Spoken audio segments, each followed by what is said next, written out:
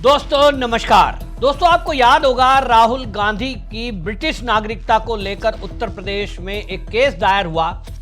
जिसको भारतीय जनता पार्टी के एक वकील हैं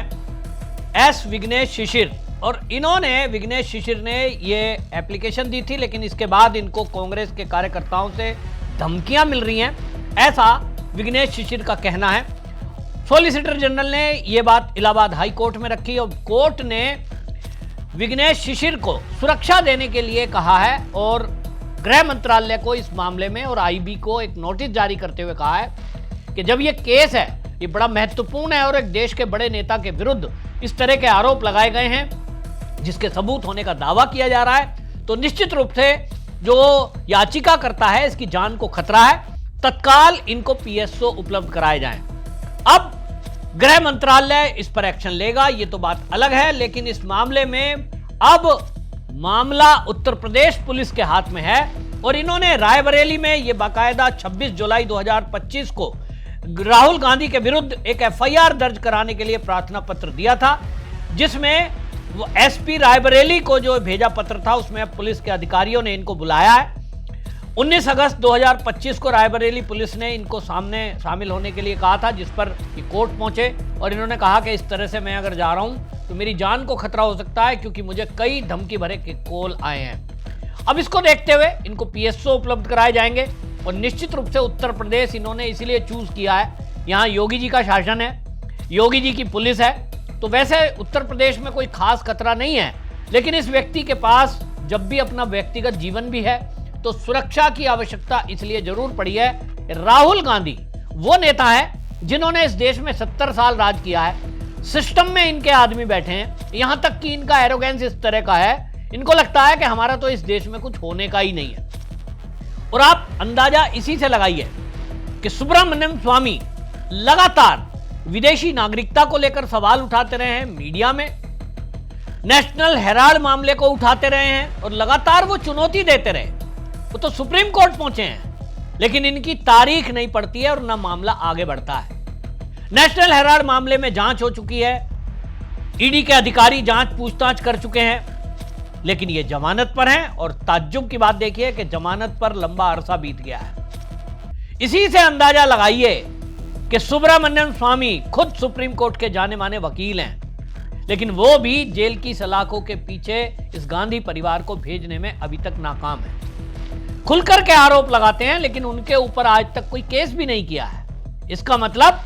राहुल गांधी की नागरिकता को लेकर जो सुब्रमण्यम स्वामी ने आरोप लगाए, कहीं ना कहीं तो उसमें कोई सच्चाई है, वरना अभी तक तो इनके पास जिस तरह से कपिल सिब्बल, अभिषेक मनु सिंघवी जैसे बड़े वकील और इनके पीछे कांग्रेस की जो पूरी फौज है, अभी तक तो सुब्रमण्यम स्वामी को जेल भेज चुके होते हैं। क्या कारण है? क्या कारण है कि सुब्रमण्यम स्वामी के खिलाफ एक भी केस नहीं हुआ? इसी बात को विघ्नेश शिशिर उठा रहे हैं और उन्होंने आपको बताएं कि इस मामले में जिस तरह से कोर्ट के समक्ष बात रखी है, उन्होंने कहा कि गृह मंत्रालय से उन्होंने आग्रह किया था कि ब्रिटिश नागरिकता के बारे में दूतावास के जरिए उनको यह बताया जाए कि जो पासपोर्ट की बात वो कह रहे हैं कि पिछले ही दिनों राहुल गांधी को ब्रिटेन का पासपोर्ट सौंपा गया है, दावा किया जा रहा है शिशिर के द्वारा।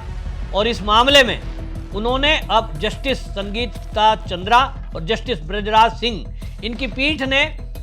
2024 को जून के महीने में सीबीआई के समक्ष इसमें ये गई थी। पीठ ने उनको कहा था कि इसकी जांच की जाए क्योंकि मामला देश के बाहर का है, और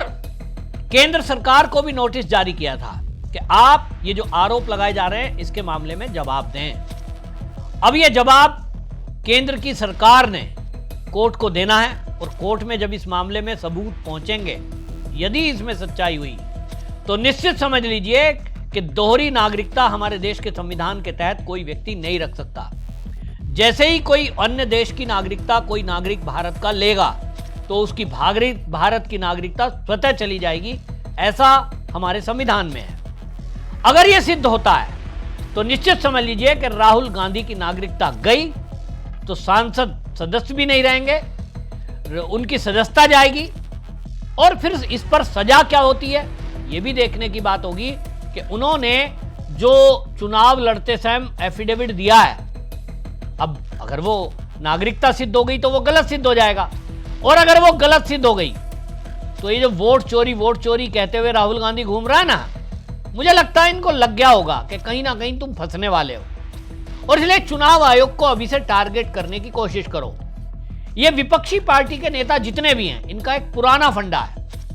ममता बनर्जी के किसी मंत्री के खिलाफ टीचर भर्ती घोटाले की जांच हो तो ममता बनर्जी कहती है बदले की भावना से मोदी हमारे नेताओं को फंसा रहे हैं। समाजवादी पार्टी के किसी नेता के खिलाफ कोई कार्रवाई हो जाए, अतिक्रमण कर दिया, गुंडागर्दी कर दी, माफिया है, तो कहते हैं साहब योगी जी हमारे खिलाफ बदले की कार्रवाई कर रहे हैं। मतलब ये सच्चाई नहीं बोलेंगे कि वो सच में माफिया था, उसके खिलाफ अतिक्रमण की रिपोर्ट थी, लोगों की जमीनें कब्जाई हुई थी ना, योगी जी ने बदले की भावना से कर दिया। आप आम आदमी पार्टी के नेताओं को देखिए, केजरीवाल अभी सौरभ भारद्वाज के यहां ईडी ने रेड की, मामला बिल्कुल क्लियर है, जिस पर विजेंद्र गुप्ता जो एलओपी है पहले थे, तब तो अब तो वो अध्यक्ष हैं भाई विधानसभा के, तो उन्होंने कंप्लेंट की थी कि भाई इस मामले में जो हॉस्पिटल बनाने का ठेका छूटा, उसमें टेंडर छोड़े गए, उसमें सौरभ भारद्वाज की ही कंपनी है, ये उसके डायरेक्टर है एक कंपनी के। एक विधायक कैसे सरकारी ठेका ले सकता है? अब इस मामले की घोटाले की जो करप्शन ब्रांच है दिल्ली पुलिस की, उन्होंने जांच की और प्रथम दृष्टया उसको सही पाया। मामला ईडी को गया, ईडी ने छापा मारा तो केजरीवाल जी सामने प्रकट हो गए, संजय सिंह प्रकट हो गए, मनीष सिसोदिया प्रकट हो गए और कह रहे साहब बदले की भावना से काम हो रहा है। तो इनके पास यही बहाना है, और इसलिए अब ये कहेंगे कि हमारे खिलाफ बदले की भावना से काम कर रहे हैं मोदी जी। राहुल गांधी का भी यही फंडा है कि उसको लग गया कि आज नहीं तो कल नेशनल हेराल्ड मामले में जब सुनवाई होगी, और जैसा सुब्रमण्यम स्वामी दावा कर रहे हैं कि ये दोषी पाए जाएंगे तो इनको जेल होगी, सजा हो गई 2 साल से ऊपर हुई तो सदस्यता भी गई, और 6 साल के लिए चुनाव नहीं लड़ सकेंगे। दूसरा मामला मोदी सरनेम को लेकर है। जैसा इन्होंने कहा था मोदी सरनेम सभी चोर क्यों होते हैं, उसमें भी सुप्रीम कोर्ट ने सजा पर रोक लगा रखी है, और हाई कोर्ट ने बाकायदा 2 साल की सजा उसमें बोल के रखी है। वो सजा इंप्लीमेंट जिस दिन होगी 2 साल की, उस दिन भी नागरिकता गई, अगले 6 साल के लिए चुनाव नहीं लड़ सकते। राहुल गांधी के लिए अब एक ये नई मुसीबत है, और इस नई मुसीबत में राहुल गांधी फंसेंगे या नहीं, ये तो इलाहाबाद हाई कोर्ट अभी सुनवाई पर तय करेगा। और जैसा मैंने पहले भी कहा है कि अभी तो सुप्रीम कोर्ट है भाई, इलाहाबाद हाई कोर्ट इन पर कुछ फैसला करे, उसके बाद ये उसको सुप्रीम कोर्ट में चुनौती देंगे। और इसलिए राहुल गांधी को लगता है कि इनके पास जब तक सुप्रीम कोर्ट में इनकी सेटिंग है, मुझे नहीं पता है कि नहीं, लेकिन लोग कहते हैं कि साहब देखिए इनका कुछ बिगड़ता ही नहीं है। और लोग में कौन कह रहे हैं? केजरीवाल कह रहे हैं। अरविंद केजरीवाल जो एक पार्टी के राष्ट्रीय संयोजक है आम आदमी पार्टी के, बाकायदा उन्होंने कार्यक्रम में खुलकर कहा कि जो गांधी परिवार है इसके खिलाफ कई सारे आरोप हैं, लेकिन उस आरोपों में इनको आज तक जेल नहीं हुई। वो कह रहे हैं सरकार से सेटिंग है। सरकार से सेटिंग क्या है? सजा तो बोलनी या जमानत याचिका जो है उसको रद्द करना, वो तो कोर्ट का काम है। इसका मतलब केजरीवाल कहीं ना कहीं इनडायरेक्टली कहने की कोशिश में है कि राहुल गांधी और गांधी परिवार की सेटिंग सुप्रीम कोर्ट में है, और वो एक तरह से इनडायरेक्टली सुप्रीम कोर्ट को ही कह रहे हैं कि देखो जी हमारे नेताओं को तो आपने उठा के जेल में भेज दिया, हम तो 1-1, 2-2 साल जेल में रह के आए, और गांधी परिवार के ऊपर आरोप लगे हैं, उनको आपने जमानत दे दी। तो इनडायरेक्टली जो आरोप लगाए हैं सुप्रीम कोर्ट पर केजरीवाल ने, अब ये भी देखना होगा कि क्या उन मामलों में सुप्रीम कोर्ट केजरीवाल की चुनौती को स्वीकार करते हुए इनकी जो बेल एप्लीकेशन है, पहले से बेल पर जो ये है, क्या उसको रद्द किया जाएगा? देखने की बात होगी। लेकिन इतना जरूर है कि जिस तरह से राहुल गांधी पूरे भारत में घूम घूम के मोहब्बत की दुकान खोलने की बात करते हैं, चाहे मोदी जी की मां को गाली देने की बात हो, चाहे मोदी जी को गाली देने की बात हो, और अब आप देख लीजिए कि विघ्नेश शिशिर,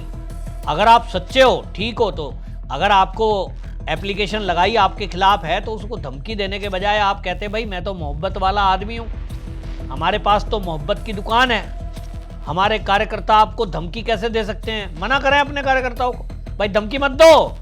प्रेम की बात करो, और जो केस है उसे फाइट करो, जनता के सामने आओ,